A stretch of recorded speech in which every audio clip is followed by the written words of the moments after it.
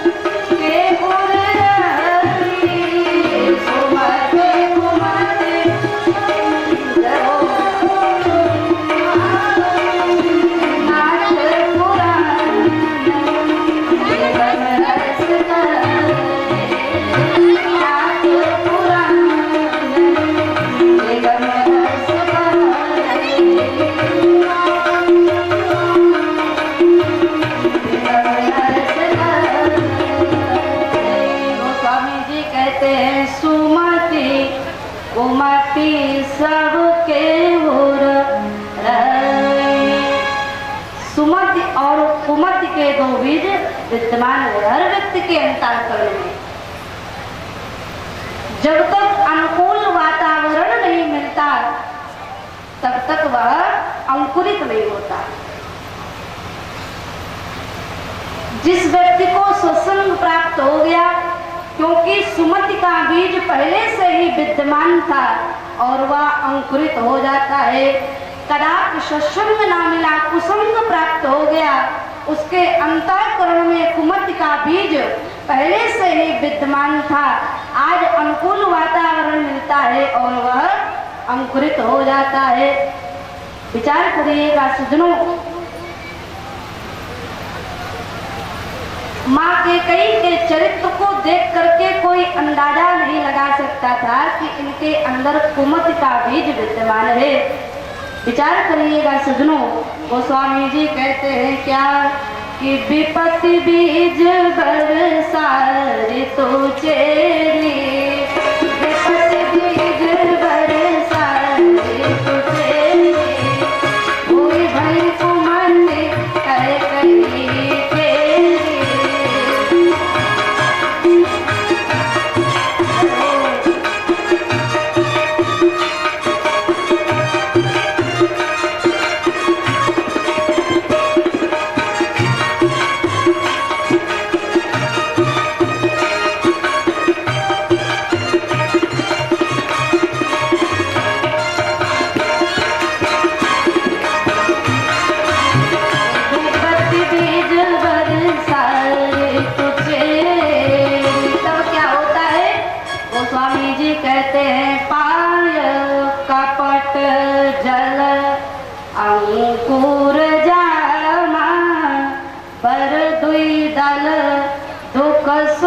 परिणाम। अयोध्या में राम राज्य की योजना विफल कहां से हुई? सफल हो जाए तो भी तीन कारण, विफल हो जाए तो भी तीन कारण। योजना विफल कहां से हुई? विचार करिएगा सज्जनों,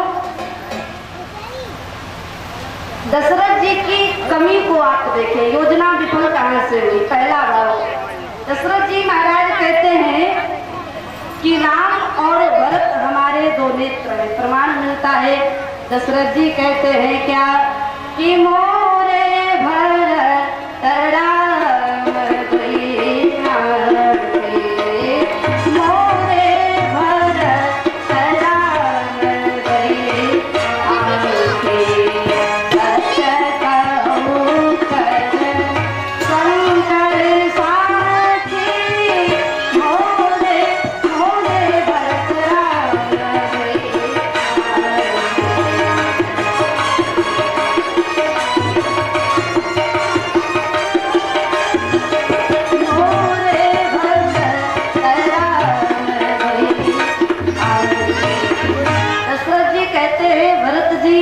और राम जी हमारे दो नेत्र हैं। मोरे भरत राम दुइया की, ऐसे नहीं कहते। सत्य कहो कर शंकर साखी, शंकर जी को साक्षी मान करके कहते हैं राम और भरत हमारे दो नेत्र हैं। योजना विफल कहाँ से हुई, विचार करिएगा।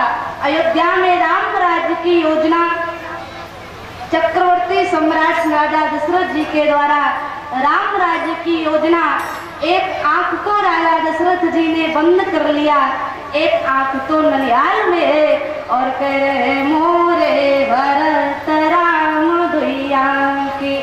निर्णय आप लोग लीजिए, योजना सफल होगी कि विफल। दूसरा भाव आप देखें, मैया कौशल्या जी से बार बार ऐसा कहते हैं क्या, गोस्वामी जी ने लिखा है कि बार बार मोहि कहो मही बार बार मोहि कहो मही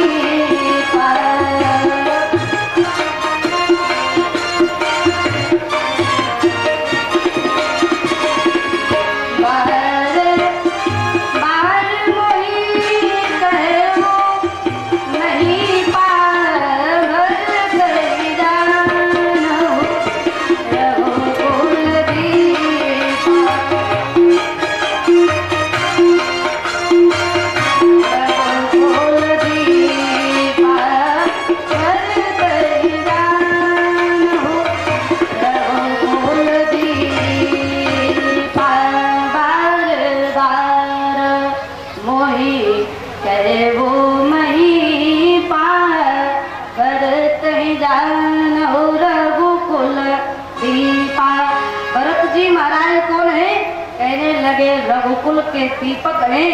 आज दीपक को राजा दशरथ जी ने बाहर कर दिया। अंधेरे में राम राज्य की योजना, आप निर्णय लीजिए, योजना सफल होगी कि विफल। दशरथ जी की कमी को आप देखें, कह रहे हैं राम भरत हमारे दो नेत्र हैं, कह रहे हैं भरत जी महाराज रघुकुल के दीपक हैं। आज दीपक को बाहर कर दिया, अंधेरे में राम राज्य की योजना। विचार करिएगा सज्जनों, आप सभी लोग सत्यनारायण भगवान की कथा को सुनते हो, सुनती हो। दीपक को साक्षी मान करके कहती हो जब तक मेरा यह कार्य संपन्न नहीं हो जाता, मेरी पूजा संपन्न नहीं हो जाती, आप साक्षी के रूप में प्रज्वलित रहे। आज चक्रवर्ती सम्राट राजा दशरथ जी ने राम राज्य की योजना बनाई और दीपक को बाहर कर दिया, अंधेरे में राम राज्य की योजना। विचार करिएगा सज्जनों, राम जी को बन जाने के लिए कौशल्या भी कह रही है, राम जी को बन जाने के लिए कैकेयी भी कह रही है। अंतर क्या है दोनों में? दोनों बन जाने के लिए कह रही है, अंतर क्या है दोनों में मेरे श्रोताओं? विचार करिएगा। कैकेयी जी कहती है कि सुत स्नेह पित बचन उत संकट परौ नरेश, सकहु तो आय सुधरहु सिर। सकहु माने होता है कर सको तो बेटा ऐसा करो, सकहु तो आय सुधरहु सिर। लेकिन कौशल्या जी क्या कहती है? कौशल्या मैया कहती है कि जो भी तुम तो कहो बन जाना, जो भी तुम तो कहो बन जाना, तो कानन सत अवध समाना।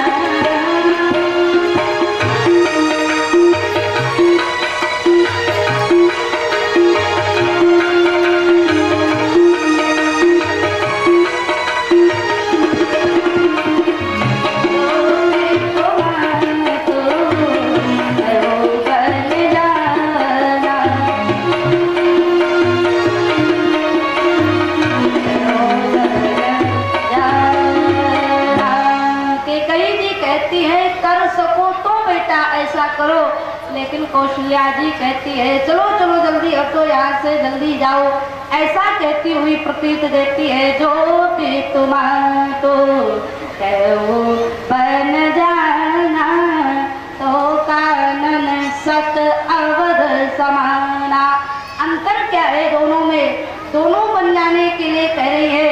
अंतर है मेरे श्रोताओं, कैकेयी जी कह रही हैं स्वार्थ के लिए कह रही है, और कौशल्या परमार्थ के लिए कह रही है। जो तुम्हारा तो कहे वो बन जाना, तो कानन सत अवध समाना।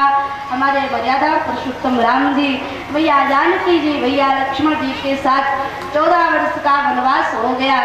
जंगल में जाते हैं, संतों के आश्रम में जाते हैं, संतों का आशीर्वाद प्राप्त करते हैं। भगवान श्री राघवेंद्र सरकार अगस्त जी के आश्रम में जाते हैं, वाल्मीकि मुनि के आश्रम में जाते हैं, भरद्वाज जी के आश्रम में जाते हैं। विचार करिएगा, और भरद्वाज जी से प्रश्न करने लगते हैं। राम जी ने कहा भरद्वाज जी से, महर्षि आप हमें रास्ता बताइए, मैं कौन सा रास्ता जाऊं।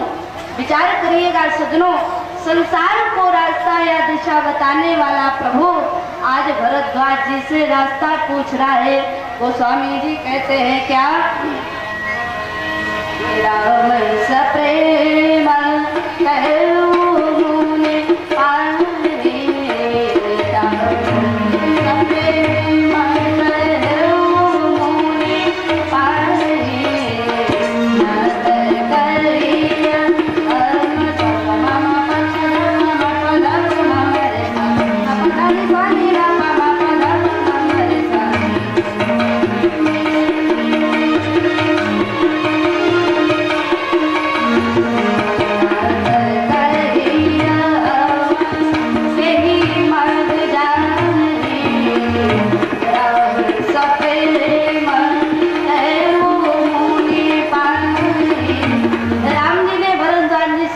कर दिया। महर्षि आप हमें मार्ग बताइए, मैं कौन सा रास्ता जाऊं। बड़ी विचित्र सी बात है, विचार करिएगा सज्जनों।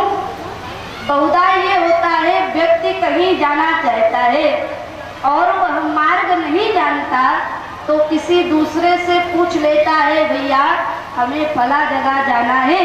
परंतु यहाँ पर प्रश्न करने वाले प्रभु और उत्तर देने वाले भरद्वाज जी दोनों अनोखे से लग रहे हैं। राम जी को जहाँ जाना है उस स्थान का नाम नहीं बता रहे हैं, कह रहे हैं नाथ कहिया हम के ही मर्ग जाई, में कौन सा रास्ता है। प्रभु के प्रश्न की सूक्ष्मता को ग्रहण करते हुए भरद्वाज जी ने उसी शैली में उत्तर दिया, प्रभु आपके लिए तो सभी मार्ग आसान है, किसी भी मार्ग से आप जा सकते हो। गोस्वामी तुलसीदास जी कहते हैं कि मुनि मन भी हंसी राम सन का, मुनि मन भी हंसी राम सन का।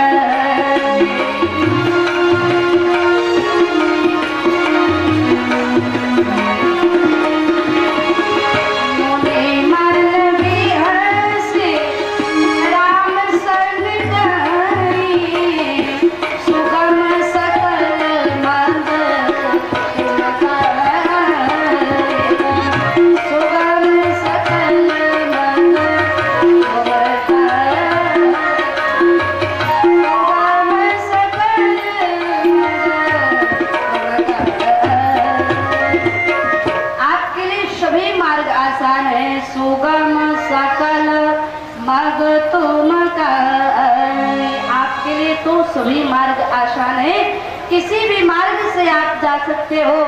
विचार करिएगा सज्जनों, भगवान श्री राघवेंद्र सरकार हमको आपको संकेत दे रहे हैं क्या कि हमको आपको जीवन पर चलना इन संतों से पूछना चाहिए, क्योंकि संत ही मार्गदर्शक माने जाते हैं।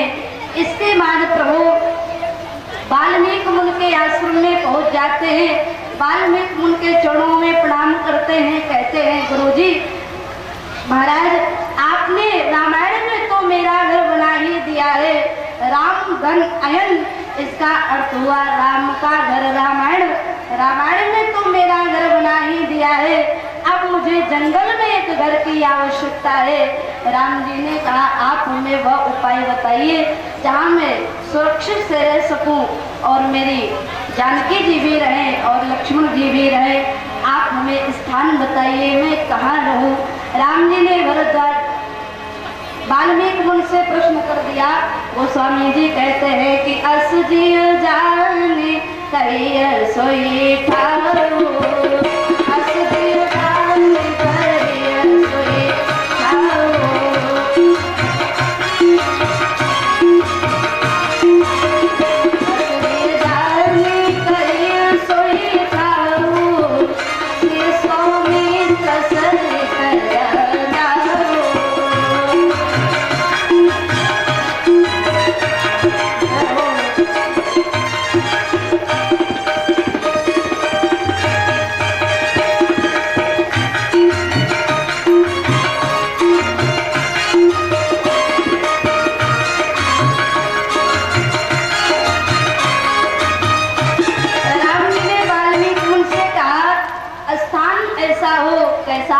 जहाँ मेरे रहने से किसी दुश्मन को किसी प्रकार का उद्वेग ना हो। अब जरा आय सोई मुनि उद्वेग न पावई कोई। स्थान ऐसा हो जहाँ मेरे रहने से किसी दुश्मन को किसी प्रकार का उद्वेग ना हो। धन्य है प्रभु श्री राम संकेत करते हैं क्या कि हम आप सब मुसाफिर हैं, थोड़े दिन के लिए संसार में आए हुए हैं और यहाँ मेरे रहने से किसी पड़ोसी को किसी व्यक्ति को किसी प्रकार का उद्वेग ना हो। परंतु हम लोग क्या करते हैं, जो पड़ोसी कमजोर होता है उसी को उजाड़ने में लग जाते हैं। परंतु धन्य है प्रभु श्री राम। प्रभु श्री राम जी ने वाल्मीकि मुनि से कहा आप हमें वह उपाय बताओ जहाँ मैं जानकी और लक्ष्मण सहित निवास करूं। स्थान ऐसा हो जहाँ मेरे रहने से किसी दुश्मन को किसी प्रकार का उद्वेग ना हो। तीसरा प्रश्न प्रभु श्री राम जी ने अगस्त जी से किया। अगस्त जी से कहा आप हमें वह उपाय बता दीजिए जिससे मैं रावण का वध कर दूं। विचार करिएगा सज्जनों, ये रावण वध ही हम सबके जीवन का उद्देश्य है, क्योंकि हर व्यक्ति के अंतःकरण में अभिमान का रावण बैठा हुआ है और यह जब तक मारा नहीं जाएगा तब तक राम राज्य की स्थापना होने वाली नहीं है। राम जी ने अगस्त मुनि से कहा कि आप हमें रावण वध का उपाय बता दीजिए। गोस्वामी जी कहते हैं कि अब सो मंत्र देवो प्रभु मोहि, अब सो मंत्र देवो प्रभु मोहि।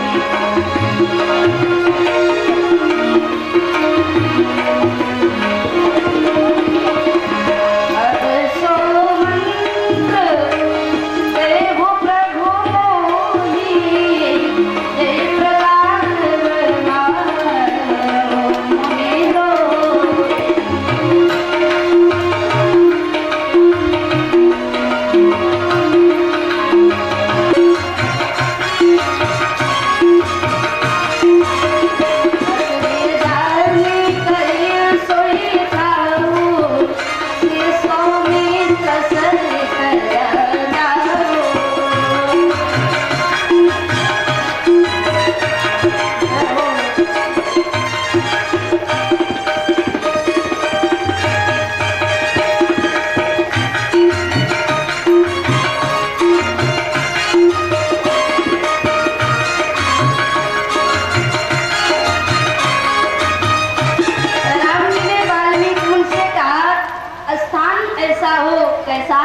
जहाँ मेरे रहने से किसी दुश्मन को किसी प्रकार का उद्वेग ना हो। अब जरा आय सोई मुनि उद्वेग न पावई कोई। स्थान ऐसा हो जहाँ मेरे रहने से किसी दुश्मन को किसी प्रकार का उद्वेग ना हो। धन्य है प्रभु श्री राम संकेत करते हैं क्या कि हम आप सब मुसाफिर हैं, थोड़े दिन के लिए संसार में आए हुए हैं और यहाँ मेरे रहने से किसी पड़ोसी को किसी व्यक्ति को किसी प्रकार का उद्वेग ना हो। परंतु हम लोग क्या करते हैं, जो पड़ोसी कमजोर होता है उसी को उजाड़ने में लग जाते हैं। परंतु धन्य है प्रभु श्री राम। प्रभु श्री राम जी ने वाल्मीकि मुनि से कहा आप हमें वह उपाय बताओ जहाँ मैं जानकी और लक्ष्मण सहित निवास करूं, स्थान ऐसा हो जहाँ मेरे रहने से किसी दुश्मन को किसी प्रकार का उद्वेग ना हो। तीसरा प्रश्न प्रभु श्री राम जी ने अगस्त जी से किया। अगस्त जी से कहा, आप हमें वह उपाय बता दीजिए जिससे मैं रावण का वध कर दूं। विचार करिएगा सज्जनों, ये रावण वध ही हम सबके जीवन का उद्देश्य है, क्योंकि हर व्यक्ति के अंतःकरण में अभिमान का रावण बैठा हुआ है और यह जब तक मारा नहीं जाएगा तब तक राम राज्य की स्थापना होने वाली नहीं है। राम जी ने अगस्त मुनि से कहा कि आप हमें रावण वध का उपाय बता दीजिए। तो स्वामी जी कहते हैं कि अब सो मंत्र देवो